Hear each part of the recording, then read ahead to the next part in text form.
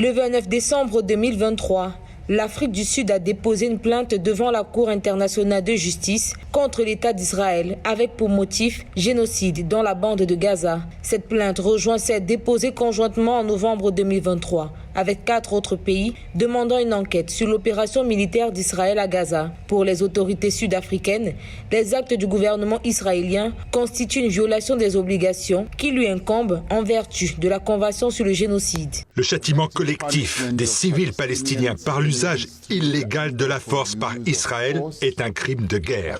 Le refus délibéré de fournir des médicaments, du carburant, de la nourriture et de l'eau aux habitants de Gaza équivaut à un génocide.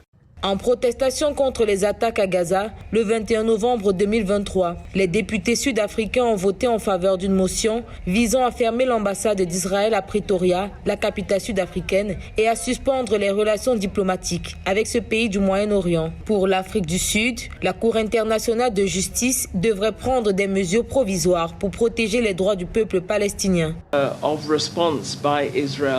Nous pensons que la nature de la réponse d'Israël est devenue une punition collective qui échappe complètement à la pratique du droit international humanitaire et du droit international des hommes.